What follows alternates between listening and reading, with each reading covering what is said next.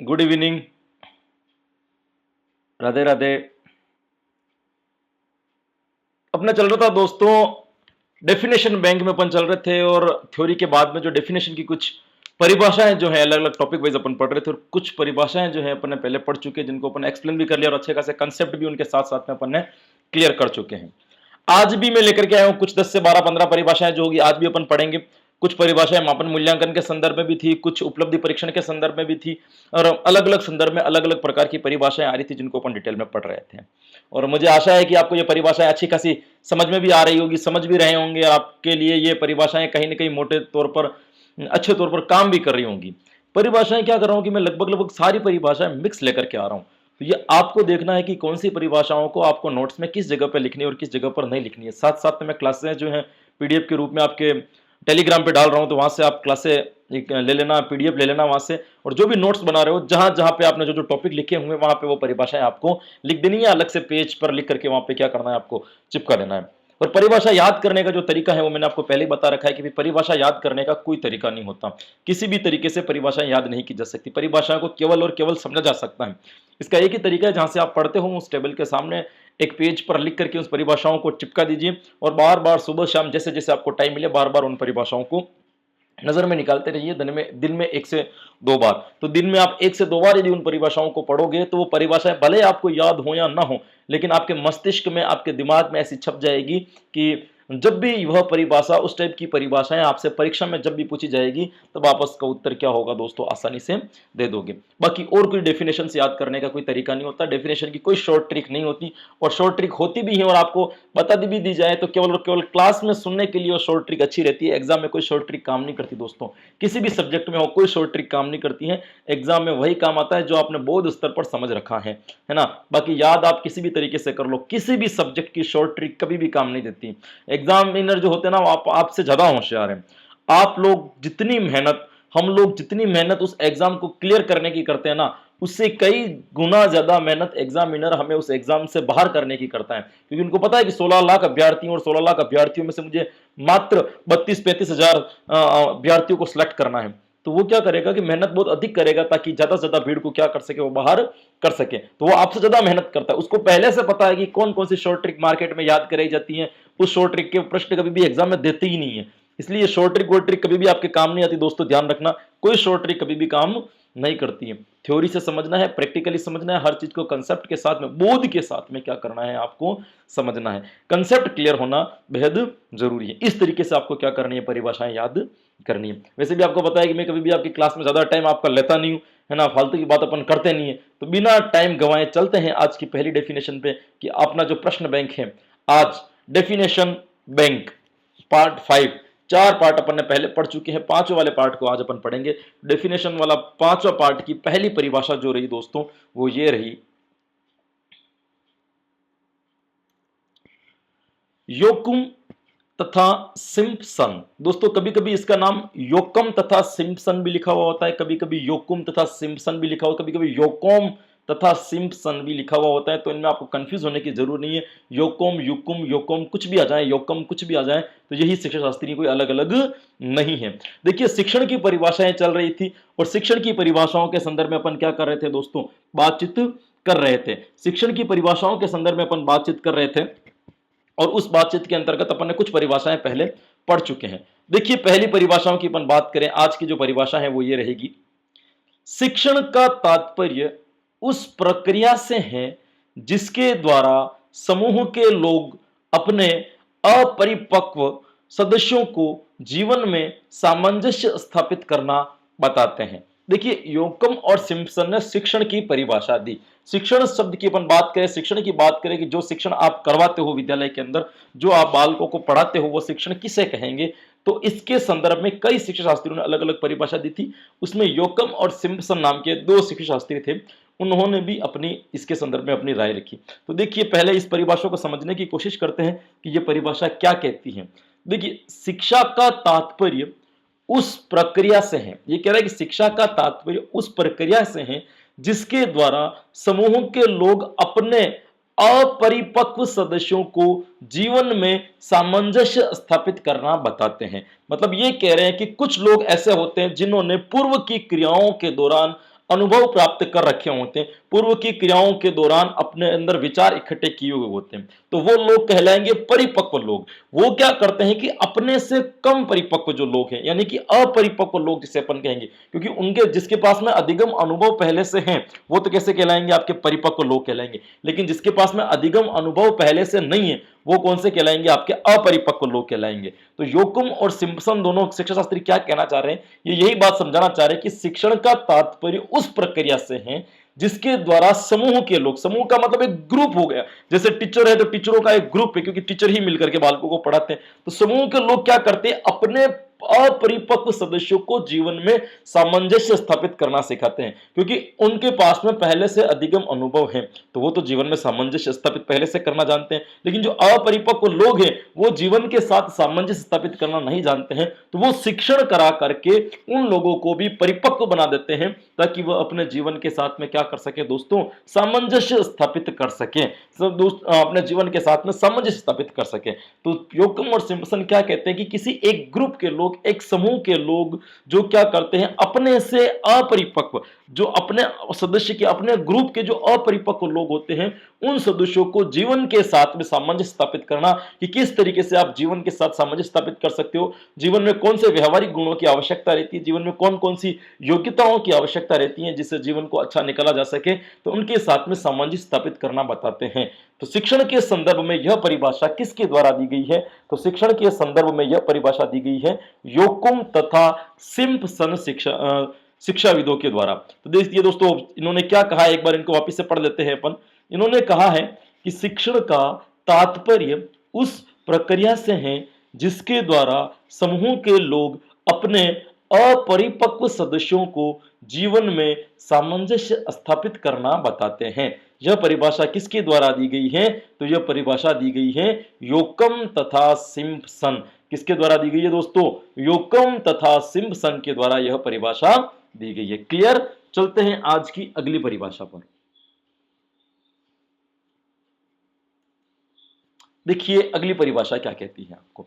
अगली परिभाषा की बात करें दोस्तों, तो अगली परिभाषा क्या कहती है, अगली परिभाषा कहती है कोई भी ऐसी सामग्री जिसके माध्यम से शिक्षण प्रक्रिया को उद्दीप्त किया जा सके, श्रवण इंद्रिय संवेदनाओं के आगे, श्रवण इंद्रिय संवेदनाओं को, यहाँ पे संवेदनाओं को आगे बढ़ाया जा सके, वह सहायक सामग्री कहलाती है।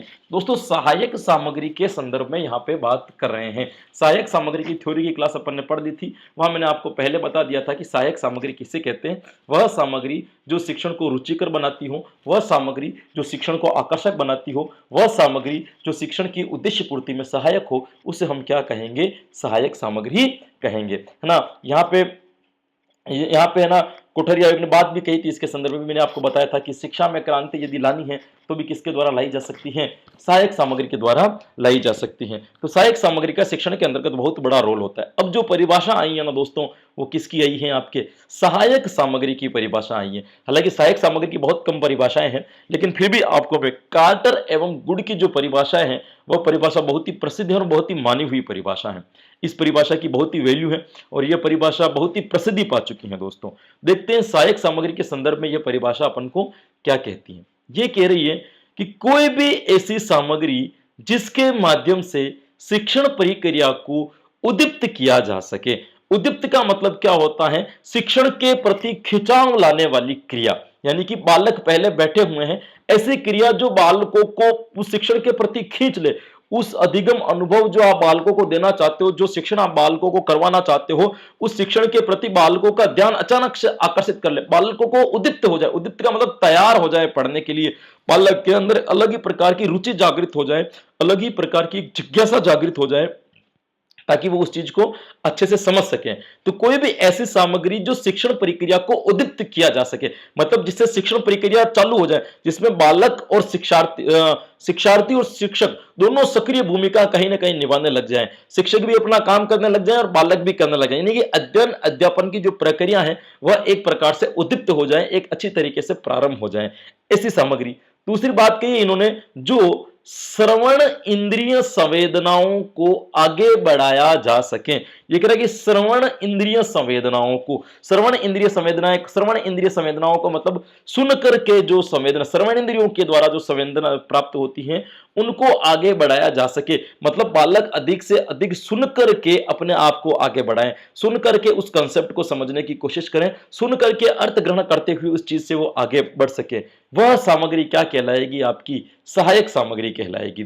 तो सहायक सामग्री के संदर्भ में जो ये इतनी बढ़िया सी परिभाषा दी गई है दोस्तों, ये किसके द्वारा दी गई है? तो ये दी गई है कार्टर एवं गुड के द्वारा। भाई किसके द्वारा दी गई है दोस्तों? कार्टर एवं गुड के द्वारा यह परिभाषा दी गई है। क्या दी गई है?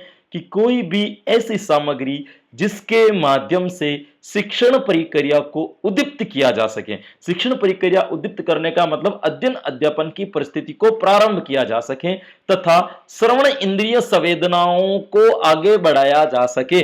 श्रवण इंद्रिय संवेदनाएं मतलब सुन करके जो बालक के अंदर संवेदनाएं उत्पन्न होती हैं उनको आगे बढ़ाया जा सके, वह सामग्री कौन सी कहलाएगी? आपकी सहायक सामग्री कहलाएगी। भाई कौन सी सामग्री कहलाएगी? सहायक सामग्री। यह परिभाषा जिस शिक्षा शास्त्री के द्वारा दी गई थी उसका क्या नाम था? Carter a good. क्या नाम था दोस्तों? Carter a good. चलते हैं अगली परिभाषा पर। अगली परिभाषा उपलब्धि परीक्षण के संदर्भ में दी गई है। भाई किसके संदर्भ में दी गई है दोस्तों? उपलब्धि परीक्षण के, एक मिनट रुकना ना, बिल्कुल सही थी, बिल्कुल सही, कोई भी ये हो गई, ये वाली बिल्कुल सही। देखिए उपलब्धि परीक्षाओं का निर्माण मुख्य रूप से छात्रों के सीखने के स्वरूप और सीमा का माप करने के लिए किया जाता है। उपलब्धि परीक्षण भी मैंने आपको थ्योरी क्लासेस भी पढ़ा रखी है और उपलब्धि परीक्षण के 50 से भी ज्यादा प्रश्न भी मैंने आपको रीट वैक्सीन के अंदर भी दोस्तों उपलब्धि परीक्षण के क्या कर रखे हैं? आपको करवा रखे हैं। तो आपको इस चीज का ध्यान रखना है कि मुख्य रूप से उपलब्धि परीक्षण कैसे कहते हैं। हमने पहले बता दिया, उपलब्धि का मतलब होता है एक निश्चित समय में बालक ने शैक्षिक और शैक्षिक गतिविधियों में कितनी योग्यता प्राप्त की है, इसका पता लगाना ही क्या कहलाएगा? आपका उपलब्धि परीक्षण। इस उपलब्धि परीक्षण को यदि अपन शॉर्ट में समझे, मतलब बिल्कुल सीधे तरीके से समझे, तो इसका मतलब होता है वर्ष के अंत में होने वाली परीक्षाएं। यह भी अपन ने दो प्रकार से पढ़ा था। दो प्रकार का होता है, परमापिकृत और अपरमापिकृत, जिसको विशेषज्ञ निर्मित और शिक्षक निर्मित भी कहते हैं दोस्तों। ये अपन ने पूरा का पूरा उपलब्धि परीक्षण के अंतर्गत पढ़ा था कि विशेषज्ञ निर्मित जो बोर्ड की परीक्षाओं के जो पेपर बनते हैं वो विशेषज्ञ निर्मित होते हैं, जो सामान्य एग्जाम के जो पेपर बनते हैं वो कौन से होते हैं? अध्यापक निर्मित होते हैं। ये उपलब्धि परीक्षण के बारे में जानकारी अपन ने थ्योरी क्लासेस में कर रखी थी। अब उपलब्धि परीक्षण के बारे में किस किस शिक्षा शास्त्री ने क्या क्या बात कही है उसके बारे में अपन चर्चा करते हैं। तो 3 शिक्षा शास्त्री यहां पे हुए दोस्तों। एक का नाम था प्रेसी, एक का नाम था दोस्तों रॉबिन्सन और एक का नाम था दोस्तों हॉरक्स। इन प्रेंसी, रॉबिन्सन और हॉरक्स ने क्या परिभाषाएं दी है, एक बार पढ़ते हैं कि उपलब्धि परीक्षाओं का निर्माण मुख्य रूप से छात्रों के सीखने के स्वरूप और सीमा का माप करने के लिए किया जाता है।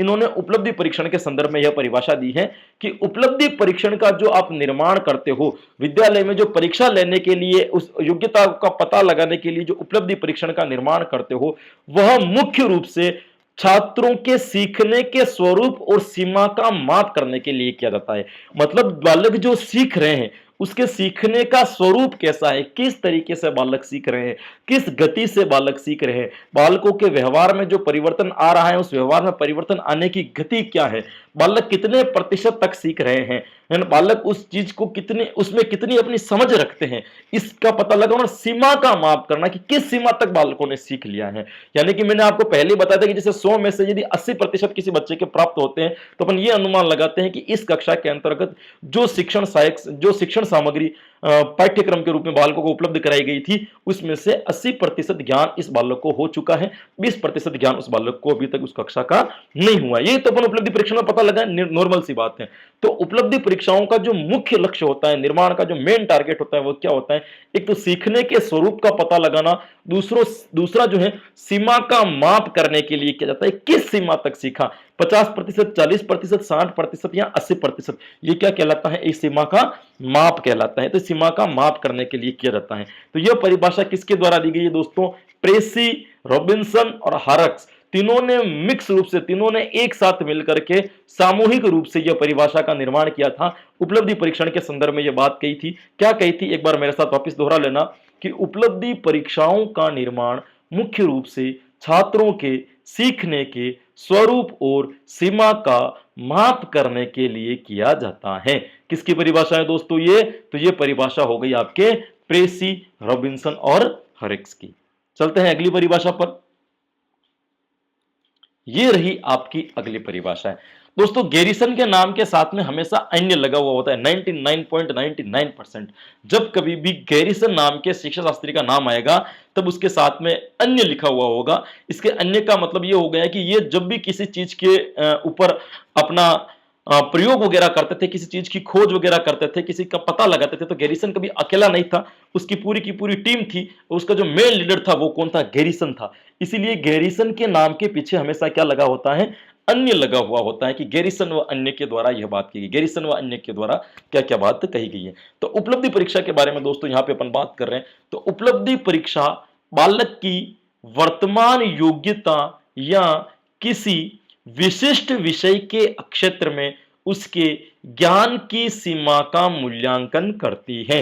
देखिए उपलब्धि परीक्षण के संदर्भ में गैरिसन महोदय क्या कहते हैं? वो कहते हैं कि उपलब्धि परीक्षण जो होता है वह बालक की वर्तमान योग्यता, वर्तमान योग्यता का मतलब हो गया कि अभी बालक कितना जानता है, वह जिस स्थिति परिस्थिति में है, जिस कंडीशन में है, उस कंडीशन में बालक को उस विषय का कितना ज्ञान है, वह उस विषय के बारे में कितना जानता है। यह पहले क्या करना है आपको, वर्तमान योग्यता क्या है इसका, साथ में उन्होंने क्या कहा कि वर्तमान योग्यता या किसी विशिष्ट विषय के क्षेत्र में उसके ज्ञान की सीमा का मूल्यांकन करना। देखो ये इसने कहा कि उपलब्धि परीक्षण दो चीज का पता लगाता है। फिर उपलब्धि परीक्षण एक तो बालक की वर्तमान योग्यता क्या है, बालक कितना जानता है, क्या बालक की योग्यता इतनी हो गई है कि उसको 10वीं क्लास से 11वीं कक्षा में भेज दिया जाए, या बालक की योग्यता अभी तक ऐसी है कि उसको वापस 10वीं कक्षा में पढ़ाया जाए, यही तो उपलब्धि परीक्षण तय करता है। तो बालक की वर्तमान योग्यता क्या है, इस चीज का पता लगाना कि वास्तविकता में बालक की वर्तमान स्थिति परिस्थिति क्या है, कितना उस विषय के बारे में जानता है।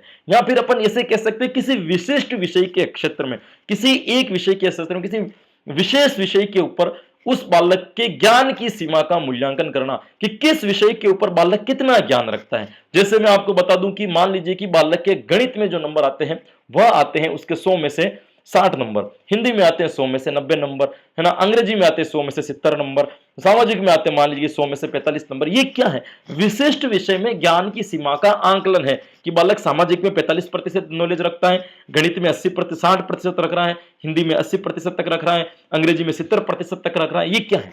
ये एक विशिष्ट विषय के संदर्भ में बालक कितना ज्ञान रख रहा है उस सीमा का क्या कर रहा है, मूल्यांकन कर रहा है। उसे हम क्या कह देंगे दोस्तों? उसे हम कह देंगे उपलब्धि परीक्षण। तो गैरिसन महोदय जो थे और उसके साथियों ने मिलकर के जो परिभाषा दी थी वह परिभाषा इस उपलब्धि परीक्षण के संदर्भ में क्या थी, एक बार मेरे साथ वापस दोहरा लेना कि उपलब्धि परीक्षा बालक की वर्तमान योग्यता या किसी विशिष्ट विषय के क्षेत्र में उसके ज्ञान की सीमा का मूल्यांकन करती है। उसके ज्ञान की सीमा का क्या करती है दोस्तों? मूल्यांकन करती है। यह परिभाषा किस शिक्षा शास्त्री के द्वारा दी गई है? तो उसका नाम क्या होगा आपका? गैरिसन व अन्य। चलते हैं अगली परिभाषा पर। देखिए अगली परिभाषा क्या कहती है। अगली परिभाषा जो है वो बहुत ही अच्छे, थॉर्नडाइक का नाम आपने सुना ही होगा, शिक्षा शास्त्री था। मनोविज्ञान में आपने इनको बहुत पढ़ा होगा। थॉर्नडाइक मनोविज्ञान में बहुत ही पॉपुलर रहा, बहुत ही प्रसिद्ध रहा शिक्षा के क्षेत्र में।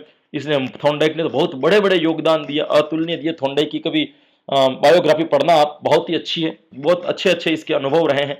तो थॉर्नडाइक को तो आप पढ़ना ही पढ़ना, दूसरे शिक्षा शास्त्री को पढ़ो या नहीं पढ़ो। मेरे एक पसंदीदा शिक्षा शास्त्रियों में थॉर्नडाइक का नाम भी आता है दोस्तों। अरस्तु सुकरात तो ही है खैर, लेकिन थॉर्नडाइक का नाम भी उसमें एक मुख्य रूप से आता है। इनको मैं बहुत पढ़ता हूँ। ट्रैगन भी मेरा बहुत फेवरेट है। इनको जब तक इनकी आप बायोग्राफी नहीं पढ़ोगे ना, इस शिक्षा शास्त्री ने किसने क्या किया, तब तक आपको पता ही नहीं चलेगा कि ये जैसे हेगन नाम आया है, वो आप जानते भी नहीं हो कि हेगन क्या है, कौन है, क्या करता था, इसने ये परिभाषा क्यों दी, इसके पीछे क्या लक्ष्य है। तो थोड़ी बहुत इनकी क्या पढ़ा करो, बायोग्राफी पढ़ा करो, तो उनसे पता चलता है कि उन्होंने शिक्षा में क्या क्या योगदान दिया है, क्या क्या नहीं दिया है, क्या क्या इनकी स्थिति परिस्थिति रही है, क्या क्या इनकी योग्यताएं रही है, क्या क्या प्रयोग करते थे। सारी जानकारी इनसे क्या होती है, हल्की फुल्की प्राप्त होती है। देखिए उपलब्धि परीक्षण की परिभाषाएं चल रही थी, उसमें दो तरह के शिक्षा शास्त्री आते हैं। एक आता है भाई आपका थॉर्नडाइक और एक का नाम है दोस्तों हेगन। हेगन और थॉर्नडाइक ने मिलकर के क्या परिभाषा दी, देखिए एक बार इस परिभाषा को अपन पढ़ते हैं कि जब हम उपलब्धि परीक्षा का प्रयोग करते हैं तब हम इस बात का निश्चय करना चाहते हैं कि विशिष्ट प्रकार की शिक्षा प्राप्त करने के उपरांत व्यक्ति ने क्या सीखा है। देखिए, अब मैं आपको इसको एक्सप्लेन करके समझाता हूं।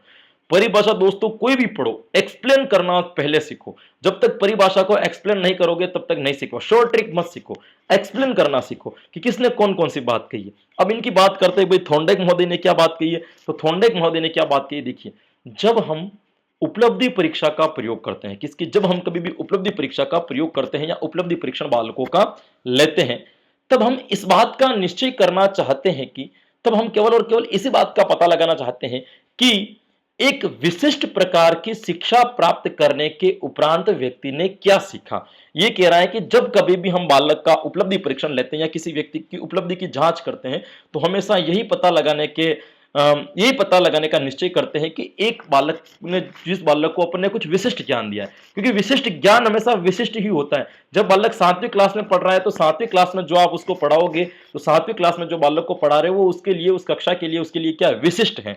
तो ये कह रहा है कि हम जब कभी की उपलब्धि का पता लगाते हैं तो हमेशा यह चीज निश्चित करने में रहते हैं, इस चीज का पता लगाते हैं कि एक बालक शिक्षा प्राप्त करने के उपरांत व्यक्ति ने क्या सीखा।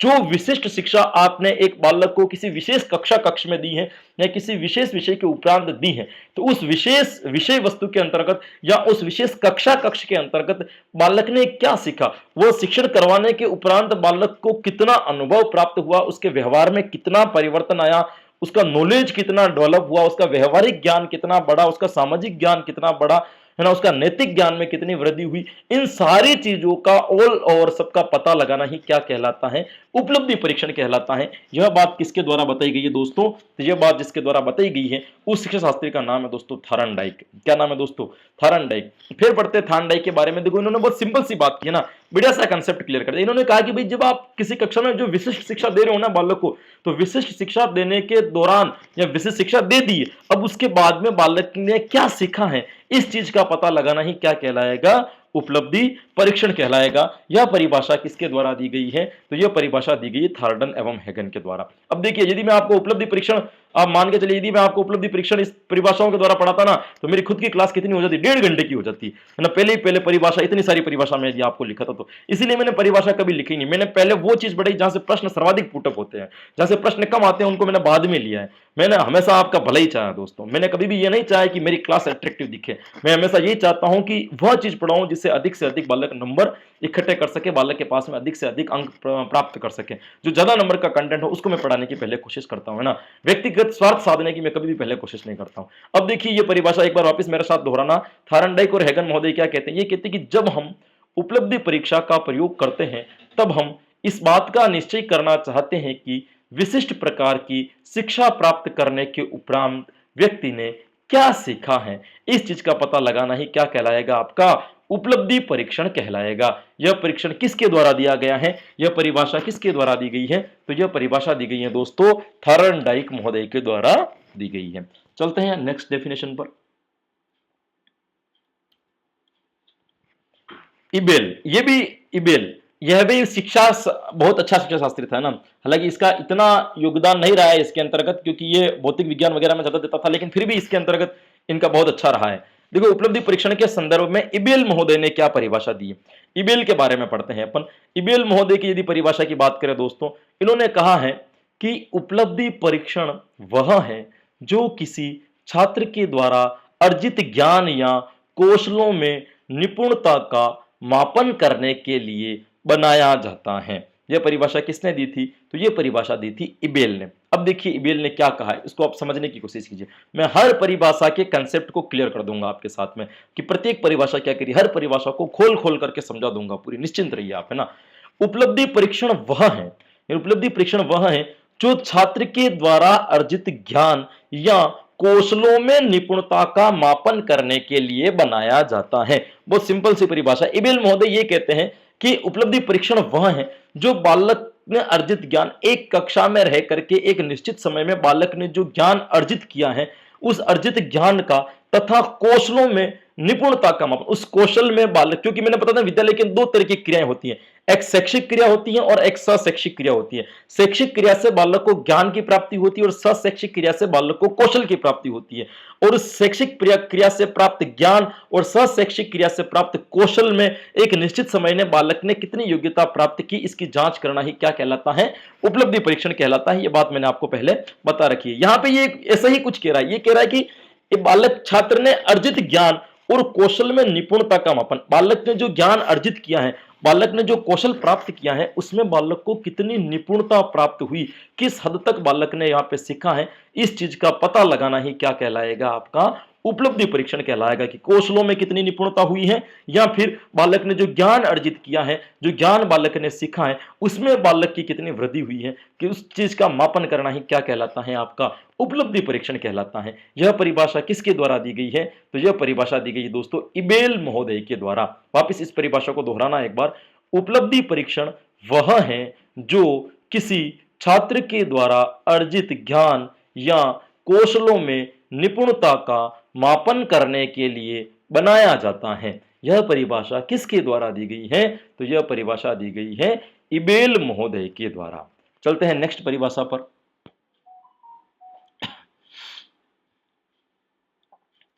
ये दीजिए, वापस परिभाषा आ गई आपकी थार्नडाइक की, है ना।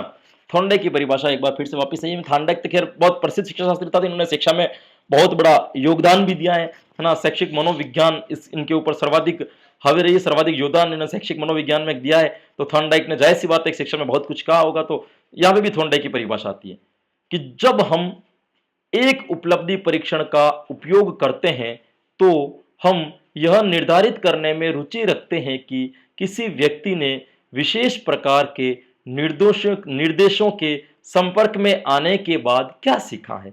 बहुत ही सिंपल परिभाषा दी है दोस्तों। परिभाषा बड़ी बड़ी है, लेकिन थॉर्नडाइक की एक खासियत रही है दोस्तों, इन्होंने कंसेप्ट को हमेशा सरल भाषा में समझाने की कोशिश की, कभी भी इन्होंने लंबा नहीं खींचा है। इनकी लैंग्वेज बड़ी सिंपल होती है। देखो, इन्होंने कहा कि जब हम एक उपलब्धि परीक्षण का उपयोग करते हैं, कि जब आप कभी भी किसी का उपलब्धि परीक्षण ले रहे हो या उपलब्धि परीक्षण का उपयोग कर रहे हो, उपयोग करते हैं, तो हम यह निर्धारित करने में रुचि रखते हैं, हम केवल और केवल इस चीज में इंटरेस्ट रखते हैं कि किसी व्यक्ति ने विशेष प्रकार के निर्देशों के संपर्क में आने के बाद क्या सीखा। ये थॉर्नडाइक ऐसा मानते थे कि शिक्षा भी एक प्रकार का निर्देश है। जब आप शिक्षण करवाते हो, पढ़ाते हो बालकों को, निर्देश के माध्यम से शिक्षा दी जाती है ना। जहां निर्देश के माध्यम से शिक्षा दी जाती है ना, तो वहां पर निर्देश के माध्यम से क्या दी जा रही है, बालकों को शिक्षा दी जा रही है। तो निर्देश के माध्यम, निर्देश देने के बाद में, निर्देश के संपर्क में आने के बाद में क्या सीखा, केवल और केवल इस चीज का पता लगाने में हम रुचि रखते हैं। कब? जब हम उपलब्धि परीक्षण का उपयोग करते हैं। तो इन्होंने कहा कि बालकों को निर्देश देने के बाद में, उन निर्देशों को निर्देश के संपर्क में आने के बाद में, उस निर्देश देने के बाद में बालकों ने कुछ न कुछ क्रिया तो की होगी, निर्देश के बाद में क्रिया होनी जायज सी बात है। तो निर्देश के संपर्क में आने के बाद में बालक ने क्या सीखा है, केवल इस चीज का इंटरेस्ट ही हमें रहता है जब हम कभी भी उपलब्धि परीक्षण का उपयोग करते हैं, या उपलब्धि परीक्षण की हम क्या करते हैं दोस्तों, जांच करते हैं। तो थॉर्नडाइक ने जो परिभाषा दी थी, बहुत ही सिंपल डेफिनेशन दी है दोस्तों ना। एक बार वापस इसको मेरे साथ पढ़ लेना कि जब हम एक उपलब्धि परीक्षण का उपयोग करते हैं तो हम यह निर्धारित करने में रुचि रखते हैं कि किसी व्यक्ति ने विशेष प्रकार के निर्देशों के संपर्क में आने के बाद क्या सीखा है। यह परिभाषा किसके द्वारा दी गई है, तो यह परिभाषा दी गई है थार्नडाइक महोदय के द्वारा। चलते हैं नेक्स्ट डेफिनेशन पर। थॉर्नडाइक वाली हो गई है, ये देखिए, ये फिर से आ गई। मैंने कहा ना, गैरिसन का नाम जब भी आता है तब उसके साथ में क्या जुड़ा हुआ मिलेगा आपको, अन्य नाम जुड़ा हुआ मिलेगा, अतिरिक्त भी उसके साथ में क्या मिलेगा आपको, जुड़ा हुआ मिलेगा। तो सबसे पहले जो रहेगा वो क्या रहेगा, इन्होंने जो गैरिसन व अन्य ने वापस एक परिभाषा दी है, वो दी है उपलब्धि परीक्षण बच्चे की वर्तमान क्षमता या एक विशिष्ट सामग्री के क्षेत्र में उसके ज्ञान की सीमा को मापता है। देखिए, गैरिसन महोदय ने वापस यहाँ पे अपनी पहली वाली जो डेफिनेशन थी उसकी थोड़ी सी चेंजेस यहाँ पे इन्होंने किया है। दोस्तों कभी भी आप जब भी नोट्स बनाओ ना, घर पे ध्यान रखना, शिक्षा शास्त्री का नाम लिख देना। जैसे थॉर्नडाइक लिख दिया तो थॉर्नडाइक ने कौन कौन सी भाषा किस किस के संदर्भ में दी, उसको वहीं उतार देना एक साथ में, ताकि थॉर्नडाइक की परिभाषा आपको याद रहे। तो गैरिसन अन्य ने भी बहुत सारी परिभाषा दी, तो गैरिसन अन्य की परिभाषाओं को भी आप क्या करना, दोनों को जोड़ देना। अब देखिए यहाँ पे इन्होंने हल्की सी परिभाषाओं का रुख मोड़ा है। इन्होंने कहा है कि उपलब्धि परीक्षण बच्चे की वर्तमान अक्षमता यानी कि वर्तमान योग्यता, वर्तमान उपलब्धि उसकी क्या है, या एक विशिष्ट सामग्री के क्षेत्र में उसके ज्ञान की सीमा को मापता है। यानी कि यहां पे भी उन्होंने यही कहा है कि उपलब्धि परीक्षण का मतलब यही हो गया कि बालक वर्तमान में कितना जानता है। वर्तमान का मतलब एक साल आपने शिक्षण करवा दिया, अब करवा दिया तो आज बालक कितना जानता है, शिक्षण करवाने के बालक ने कितना सीखा है, इस चीज का पता लगाना। वर्तमान अक्षमता तथा एक विशिष्ट सामग्री के क्षेत्र में उसके ज्ञान की सीमा कितनी। विशिष्ट सामग्री का मतलब क्या हो गया कि जो भाई 7वीं क्लास या 8वीं क्लास अपना उदाहरण के तौर पर लेते हैं, तो 8वीं क्लास में जो आप बच्चों को पढ़ा रहे हो, तो 8वीं क्लास में जो बच्चों को पढ़ा रहे हो वो उनके लिए क्या होगा, एक प्रकार से विशेष होगा, में इंपॉर्टेंट होगा कि नहीं होगा, वो उनके लिए खास होगा। तो उसको सामग्री का नाम दिया इन्होंने कि जो अब 7वीं वो पार्टिकुलर 7वीं वाले पढ़ रहे, दूसरी क्लास वाले बच्चे पढ़ ही नहीं रहे, तो उनके लिए क्या हो गया, विशेष हो गया। तो ये विशिष्ट सामग्री के क्षेत्र में बालक ने कितना ज्ञान सीखा है इसको मापता है। यानी कि बालक की वर्तमान उपलब्धि क्या है और बालक को जो विशिष्ट सामग्री उपलब्ध कराई गई थी उस विशिष्ट सामग्री के क्षेत्र में उसके ज्ञान की सीमा कितनी रही है, बालक किस सीमा तक उस ज्ञान को प्राप्त कर चुका है, इस चीज को भी कौन मापता है दोस्तों, तो इस चीज को भी किसके द्वारा मापा जाता है, उपलब्धि परीक्षण के द्वारा मापा जाता है। तो गैरिसन एवं अन्य की जो परिभाषा थी वो क्या थी, एक बार अपन वापस पढ़ लेते हैं कि उपलब्धि परीक्षण बच्चे की वर्तमान क्षमता या एक विशिष्ट सामग्री के क्षेत्र में उसके ज्ञान की सीमा को मापता है। यह परिभाषा किसके द्वारा दी गई है, तो यह परिभाषा दी गई है गैरिसन व अन्य के द्वारा। चलते हैं अगली परिभाषा पर। देखिए अगली परिभाषा, अगली परिभाषा दे रही है हेनरी चौंसी नाम का शिक्षा शास्त्री था। क्या नाम था दोस्तों, हेनरी, इस पे एक ही लगा हुआ ना, हेनरी है, डबल मात्रा लगाना ना, हेनरी चौंसी। हेनरी चौंसी नाम के शिक्षा शास्त्री ने क्या परिभाषा दी है, उपलब्धि परीक्षण के संदर्भ में क्या परिभाषा दी है, हर मामले में उपलब्धि परीक्षण किसी ना किसी रूप में एक प्रदर्शन की पेशकश के लिए कहता है जिसका मूल्यांकन किया जा सकता है। यानी कि ये कह रहा है कि ये तो बहुत अजीब सी परिभाषा दी, लेकिन बहुत अच्छी और सटीक परिभाषा भी कह सकते हो इसको ना, बहुत सिंपल परिभाषा भी है उपलब्धि परीक्षण के संदर्भ में। क्या कह रहे हैं कि हर मामले में उपलब्धि परीक्षण किसी ना किसी रूप में प्रदर्शन की पेशकश के लिए कहता है। यानी कि आप प्रदर्शन की पेशकश का मतलब ये हो गया कि जो आपने सीखा है, जो प्रदर्शन आपने वर्ष भर में किया उसको पेशकश के लिए कहता है, मतलब उसको पेश कीजिए। जो प्रदर्शन आपने साल भर में किया है, यानी कि एक सामग्री को सीखते वक्त आपने कोई ना कोई क्या किया, प्रदर्शन ही किया है, उसको पेश कीजिए।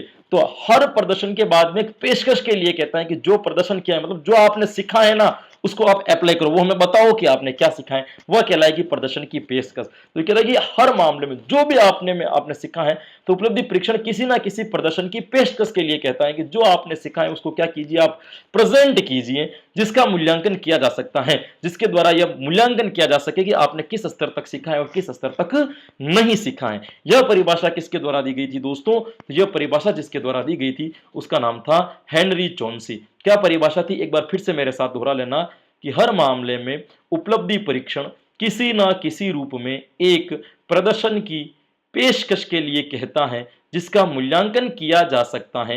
यह परिभाषा किसके द्वारा दी गई थी, यह दी गई है हेनरी चौंसी के द्वारा।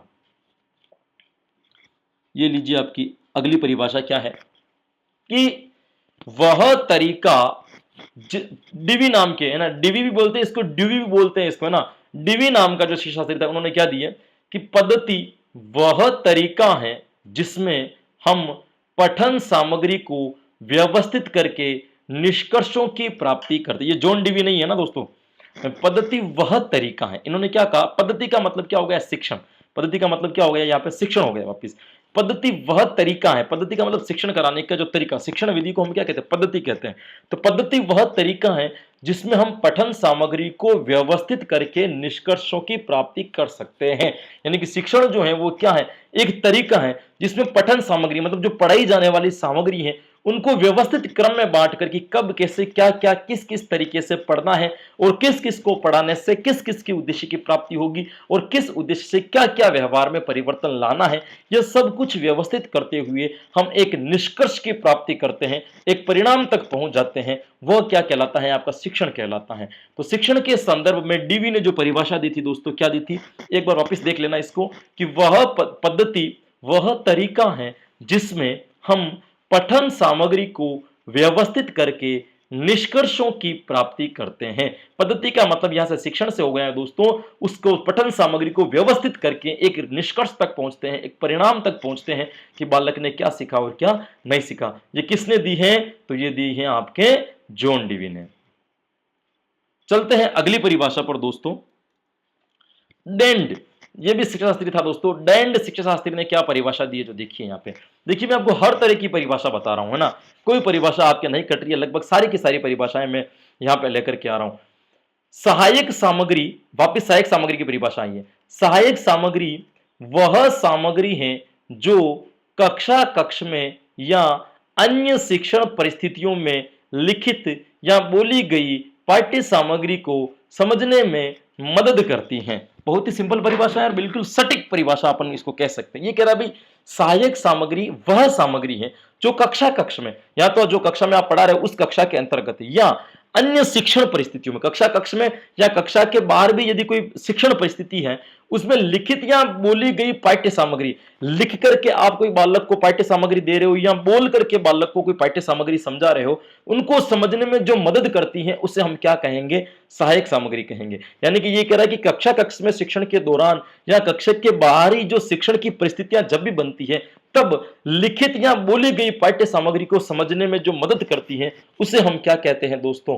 सहायक सामग्री कहते हैं। यह परिभाषा जिस शिक्षा शास्त्री के द्वारा दी गई थी दोस्तों, उसका क्या नाम था? डेंड। क्या नाम था भाई? डेंड। क्या परिभाषा दी? एक बार मेरे साथ वापस दोहरा लेना कि सहायक सामग्री वह सामग्री है जो कक्षा कक्ष में या अन्य शिक्षण परिस्थितियों में लिखित या बोली गई पाठ्य सामग्री को समझने में मदद करती हैं। किसके द्वारा दी गई है? तो ये दी गई है आपके डेंड के द्वारा। भाई किसके द्वारा दी गई है?